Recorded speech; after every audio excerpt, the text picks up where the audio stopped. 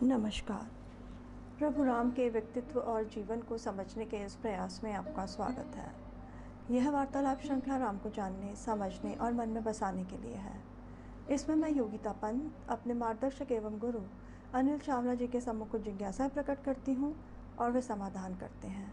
आइए इस वार्तालाप का आनंद लें। अनिल जी, बहुत बहुत स्वागत है आपका। नमस्कार। अनिल जी, पिछली बार आपने बताया था कि सुग्रीव ने फूल वाली माला डालने के पश्चात एक बार वाली से युद्ध करने के लिए राजी हो गए थे। फिर किष्किंधा पहुंचने के बाद क्या हुआ? ये लोग किष्किंधा पहुंचे। जी सुग्रीव थे, जी राम लक्ष्मण तो थे ही, जी साथ में जी वीर हनुमान थे। जी दो जो उनके सहायक उनके साथ थे, नल और नील, जी ये दोनों थे। जी और एक और उनका जो यूथपति कह सकते हैं, एक अधिकारी था जिसका नाम था तार जी तार नाम का अधिकारी यूथपति था, वो भी साथ में था। जी तो ये लोग सब पहुंचे जैसी योजना थी। जी ये सब पहुंच के किष्किंधा का जो राजमहल था, राजमहल के पास एक घना वन था। उस घने वन में एक वृक्षों का समूह था, बड़ा घना समूह था। जी उसके पीछे जाके ये सब लोग खड़े हो गए ताकि किसी को दिखे ना, जी और केवल सुग्रीव बाहर निकले जी और पूरे जोश से उन्होंने वाली को ललकारा जी युद्ध के लिए कि मैं आया हूं फिर से जी और तेरे पास युद्ध करने के लिए आया हूं। जी उनकी आवाज़ में कोई घबराहट, कोई संकोच ऐसा नहीं था। लग रहा था पूरे जोश से युद्ध करने आए हैं और पूरे दमदारी से उन्होंने सिंहनाद किया है, जिससे दूर दूर तक उनकी आवाज़ गूंज रही थी। और सब करने के बाद धीरे से उन्होंने फिर राम से पूछा कि भाई, मैंने ललकार तो दिया है, जी अब लेकिन काम आपको करना है। जी आपका धनुष बाण तैयार है ना? जी तो राम ने उन्हें आश्वस्त किया जी कि मेरा धनुष बाण तो तैयार है, जी तुम भी अच्छे दिख रहे हो, जी पूरे अपने अच्छे स्वरूप में दिख रहे हो, और तुम्हारे गले में अब माला डली हुई है जो बिल्कुल एक अलग शोभा पा रही है। तो अब इस तरह की दिक्कत का प्रश्न नहीं उठता। आज वाली का ये अंतिम दिन होगा, वाली आज के बाद जीवित नहीं रहेगा, ये मैं तुम्हें आश्वासन दिया है और पुनः देता हूँ। पर अब तुम युद्ध में अपना मन लगाओ, मतलब युद्ध तो तुम्हें करना ही है। वाली का अंतिम दिन है, मैं वाली को मारूंगा, पर तुम जिस काम के लिए आए हो उस पर अपना ध्यान लगाओ और ध्यान लगा के पूरी तरह करो। तो इन्हें बार बार फिर वही ललकारा, वही जोश से वही सिंहनाद किया, जिससे सब और दिशाओं में इनकी आवाज़ गूंजने लगी। तो सुग्रीव का सिंहनाद सुनने के बाद उनके परिवार वालों की या वाली की क्या प्रतिक्रिया थी? जब ये हुआ उस समय वाली अपनी पत्नियों के साथ अंतःपुर में था। उसकी जो महारानी थी, जो प्रमुख थी सब पत्नियों में, उसका नाम है तारा, और वो बहुत समझदार थी। वो उसके वाली उस समय उसी के साथ था। वाली ने ये ललकार सुनी तो एकदम उठ खड़ा हुआ और चलने लगा। वाली को तो एकदम क्रोध वाली का चढ़ गया उसके ऊपर, सीधा रोष में आ गया कि ये फिर से कैसे सुग्रीव आ गया है और मुझे अब इसको फिर मार के भेजना है, ये उसके मन में आया। लेकिन वो जो उसकी पत्नी थी तारा, तारा उठी और उसने वाली को अपनी बाहों में भर लिया और कहा कि आज आप मत जाओ, आज बस अपना क्रोध आप त्याग दो और आप रुक जाओ। ये क्रोध जो आपके मन में अभी उभरा है सुग्रीव की ललकार सुन के, उसका सिंहनाद सुन के, उसको आप त्याग दो, ये क्रोध मत करो। यह जो युद्ध की स्थिति है, इसको अभी टाल दीजिए, कल कर लीजिएगा।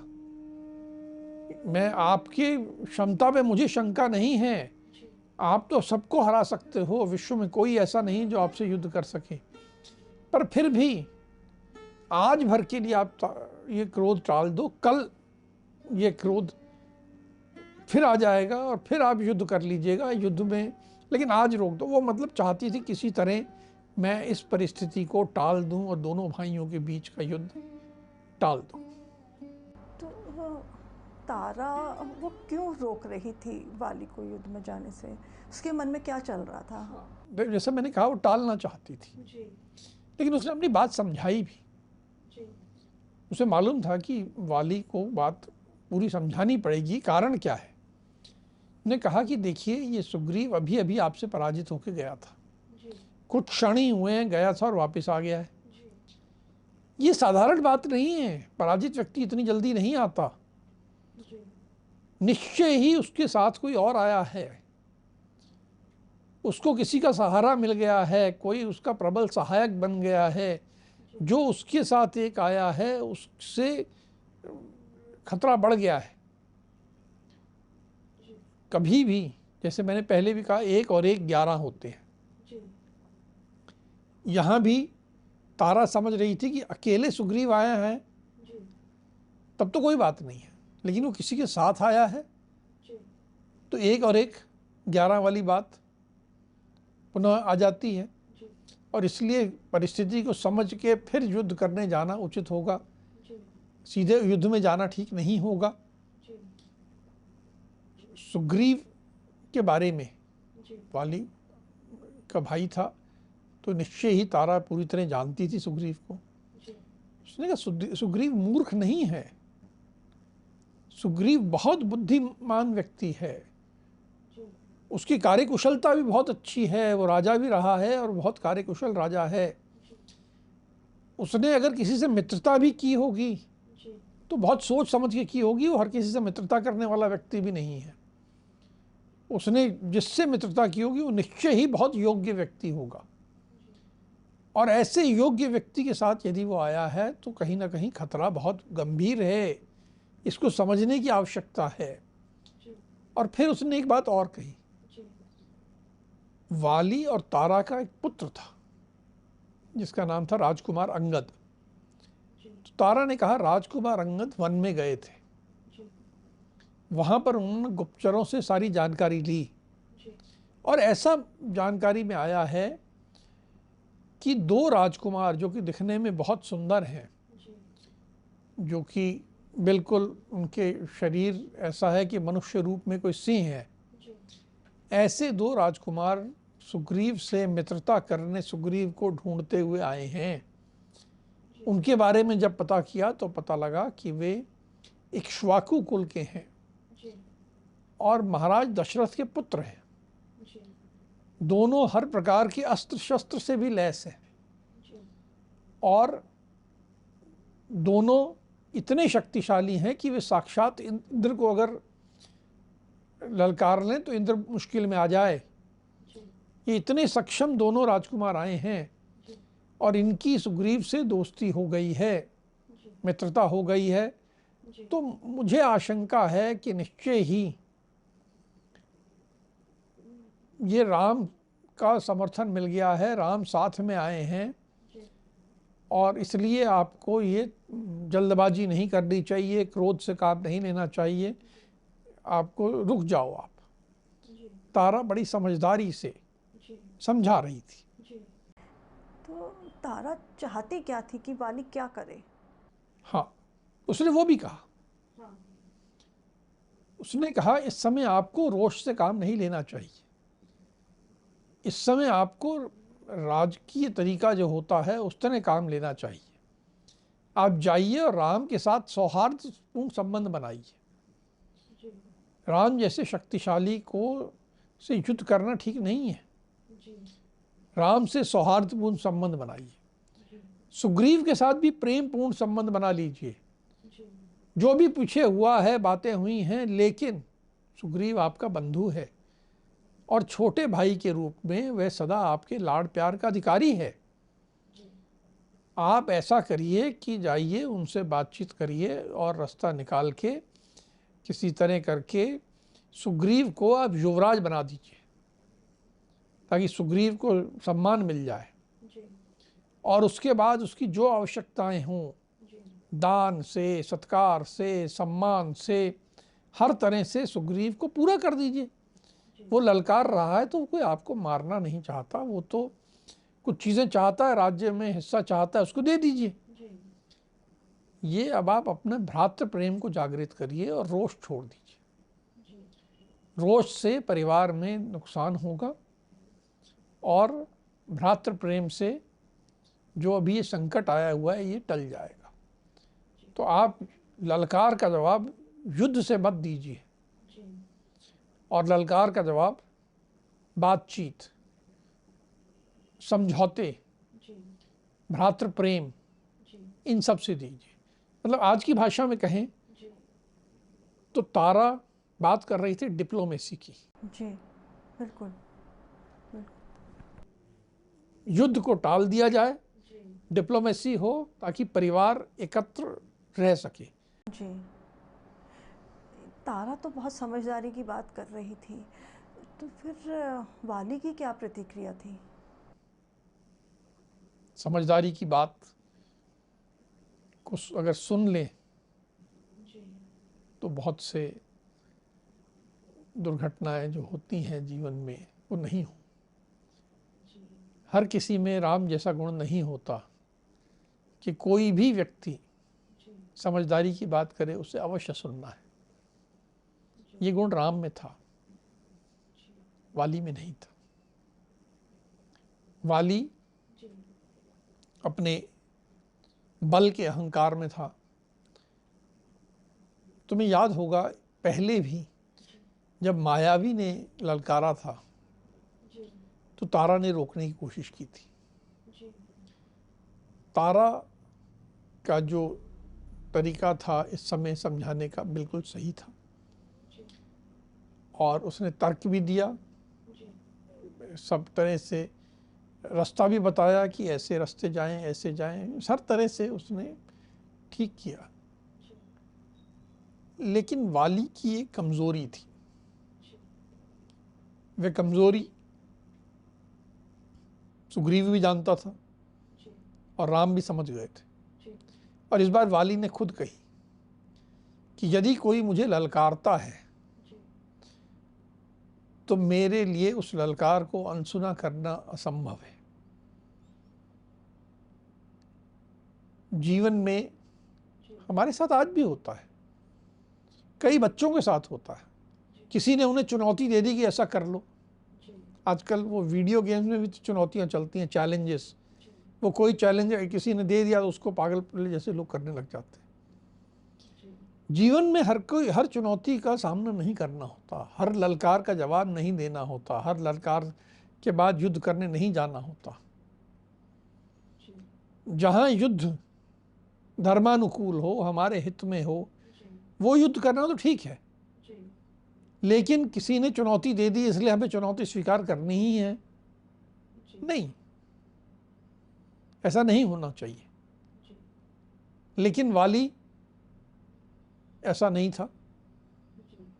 वाली ने कहा मुझे तो चुनौती दी है सुग्रीव ने, तो मैं तो युद्ध करूंगा ही करूंगा, चाहे कुछ भी हो। और तुम ये जो राम की बात कह के मुझे डरा रही हो, मैं राम के बारे में जानता हूं, वे धर्म के ज्ञाता हैं, वे कुछ भी गलत नहीं करेंगे, उनके बारे में मुझे चिंता नहीं है, वे पाप नहीं करेंगे। देखिए, ऐसा नहीं था कि वाली राम को जानता नहीं था, जानता था, और तारा ने बता दिया था कि शायद उनके साथ आए हैं। लेकिन वाली ने राम क्या करेंगे उसके बारे में जो सोचा वो ठीक नहीं था। उसे लगा कि राम हम दोनों भाइयों के बीच में नहीं आएंगे, और इसलिए मुझे राम की चिंता करने की आवश्यकता नहीं। फिर उसने अपनी पत्नी तारा को आश्वस्त किया, अरे तुम ज़्यादा चिंता मत करो, जैसे पहले अभी मार पीट के भगा दिया था उसको, वैसे ही भगा दूंगा, उसकी जान नहीं लूँगा। मेरा छोटा भाई है, मैं जान लेने नहीं जा रहा हूँ, मैं तो केवल युद्ध करूँगा इतना जिसमें कि उसको मार पीट के भगा दूँ। पहले भी मार पीट के भगाया था, अब भी भगा दूंगा और भाग जाएगा और कहानी ख़त्म हो जाएगी और कुछ नहीं होना है। तो उसके बाद जब ऐसी बात हुई तो उसके बाद तारा ने स्वस्ति वाचन किया, युद्ध में जा रहे हैं तो विदा करने के लिए तिलक लगाया और रोते रोते परिक्रमा की और विदा किया। फिर वाली और सुग्रीव में युद्ध हुआ? बिल्कुल हुआ। वाली बाहर आया, सुग्रीव खड़ा था, दोनों में बहुत संक्षिप्त वार्तालाप हुआ पहले, जैसे लड़ने के पहले एक दूसरे को चुनौती देते हुए, और उसके बाद दोनों गुत्थम गुत्था हो गए, दोनों लड़ने लगे, एक दूसरे पे धूंसे बरसा रहे हैं, एक दूसरे को मार रहे हैं, एक दूसरे पे हर तरह से प्रहार कर रहे हैं। सुग्रीव भी पूरे जोश में लड़ रहे हैं और एक दूसरे से, देखिए दोनों बल में कम नहीं थे, दोनों बलवान थे। और अब सुग्रीव जो थे पूरे जोश से लड़ रहे थे। जब दोनों भाइयों में युद्ध चल रहा था, भयंकर युद्ध चल रहा था, तो राम जी फिर कब आए इस युद्ध में दोनों के बीच में? हाँ, ये प्रश्न बड़ा महत्वपूर्ण है। हमारे जीवन में हम जब भी कोई युद्ध कर रहे होते हैं और प्रभु हमारी मदद को आते हैं, कब आते हैं? पहले कदम पे आते हैं क्या? नहीं, हमें युद्ध करना होता है, पूरी हमारी क्षमता से युद्ध करना होता है और उस बिंदु तक करना होता है जब तक हमें लगता है कि अब हम और नहीं कर सकते। तो राम ने देखा, देखते रहे कि सुग्रीव युद्ध कर रहे हैं, अच्छे से कर रहे हैं, तो करने दीजिए। जब वो बिंदु आया कि उन्हें ये विश्वास हो गया कि सुग्रीव अब थकने लगे हैं, अब इनकी और युद्ध करने की क्षमता नहीं रही है, तो राम ने वहीं पीछे छिपे हुए थे, छिपे हुए से थोड़ी सी ओट से बाहर आए, अपने बाण पर तीर चलाया जो बिल्कुल मारक तीर था, और वह तीर सीधा जाके वाली के वक्षस्थल में लगा और वक्षस्थल से खून बहने लगा और वाली स्वाभाविक है नीचे गिर गया। वाली अब मरणासन था। वाली ने देख लिया था कि ये तीर मारने वाला मुझे कौन है। सुग्रीव भी समझ गया था कि अब ये तीर ने अपना काम कर दिया है, तो युद्ध उस बिंदु पे समाप्त हुआ। इसके बाद राम वाली के पास आए और उनके बीच में एक लंबा वार्तालाप हुआ। जो वार्तालाप हुआ उसे हम अगले प्रकरण में लेंगे, आज हम यहीं तक बात करें। अनिल जी, एक जो बहुत महत्वपूर्ण बात उभर के आती है इसमें, एक जो तारा का व्यक्तित्व है, वो कितनी समझदार महिला थी। उसने प्रयास किया कि ये रुक जाए। मुझे लगता है कि अगर इस तरह की समझदारी की कोई बात करता है और हम उसकी बात को ध्यान देते हैं, तो परिवार हो वो या फिर कोई बिज़नेस में भी कोई ऐसे हमें अच्छी सलाह देता है, उसकी सलाह हम मानते हैं, तो परिवार हो या बिज़नेस हो, वो टूटने से रुक जाता है, बिखरने से बच जाता है। बिल्कुल ठीक कह रही हो। कई बार अहंकार के कारण कि मैं तो बड़ा ऊंचा हूँ, मैं बहुत बुद्धिमान हूँ, व्यक्ति अच्छी सलाह को नहीं सुनता, जैसे वाली ने नहीं सुनी। जीवन में होता है, कई बार आदमी ऊंची पद पे बैठा होता है तो नीचे पद वालों की नहीं सुनता, पति पत्नी की नहीं सुनते कि तुम्हें क्या मालूम है। यहाँ पर भी वाली ने वो गलती की।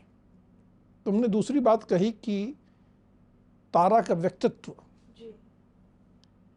एक बात समझने की है कि वाल्मीकि रामायण में जितनी स्त्री पात्र हैं सब के सब बहुत सशक्त व्यक्तित्व वाली हैं। केवल सुंदरता हो उनकी और कुछ नहीं हो ऐसा नहीं है। वे सब कहीं ना कहीं गुणवान हैं, समझदार हैं, विदुषी हैं। जैसे तारा ये धर्म की बहुत बड़ी ज्ञाता थी, समझती थी, और इसका बाद में भी जो उसने जो भूमिका अदा की वो बहुत ही विलक्षण है, बहुत ही खास है। जी, अब हम आज की चर्चा को यही विराम देते हैं। अगली कड़ी में राम के जीवन से जुड़े कुछ अनछुए पहलुओं के साथ हम दोनों फिर उपस्थित होंगे। राम राम। राम राम।